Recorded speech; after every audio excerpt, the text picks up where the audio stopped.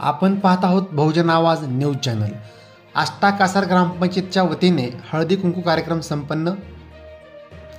आष्टा कासार जिल्हा परिषद शाळेच्या प्रांगणामध्ये आष्टा कासार नगरीच्या सरपंच सुलभा कांबळे यांच्या अध्यक्षतेखाली व ग्रामपंचायतच्या सदस्या प्रज्ञा चुंगे, स्वाती चौधरी, अवंती कागे, महानंदा सुतार, रेश्मा शेख, कलावती शिदोरे, इंदुमती चव्हाण, पोलीस पाटील चौधरी मॅडम यांच्या सहकार्याने आणि जिजाऊ बी ग्रेडच्या प्रदेश अध्यक्षा रेखा सूर्यवंशी, जेवळी गावच्या सरपंच महानंदा पनुरे, भोसगा गावच्या सरपंच शशिकला गोसावी, पांढरी कोळनूर गावच्या सरपंच शोभा गावडे, आष्टा कासार प्राथमिक आरोग्य केंद्राच्या वैद्यकीय अधिकारी भोसले मॅडम व सोमवंशी मॅडम यांच्या प्रमुख उपस्थितीत कार्यक्रमाचे दीप प्रज्वलन करून उद्घाटन करण्यात आले।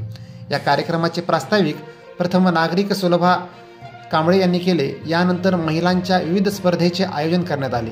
संगीत खुर्ची प्रथम क्रमांक विभागून लक्ष्मी वाघमोडे व सुरैया शेख, दुसऱ्या खेळाच्या पैठणीच्या मानकरी उर्मिला मदने, तिसऱ्या खेळाच्या पैठणीच्या मानकरी अर्चना सोमवंशी, आदर्श अंगणवाडी कार्यकर्ती म्हणून ललिता नागनाथ कागे, आदर्श आशा कार्यकर्त्या हिराबाई गायकवाड यांना शाल, फेटा व ट्रॉफी देऊन गौरव करण्यात आला। केंद्रीय प्राथमिक शाळेतून इयत्ता 4थी परीक्षेत प्रथम आलेल्या विद्यार्थ्यांचे तसेच 10वी व 12वीमध्ये प्रथम आलेल्या विद्यार्थ्यांचे प्रमुख पाहुण्यांच्या हस्ते शाल, फेटा व ट्रॉफी देऊन गौरव करण्यात आले।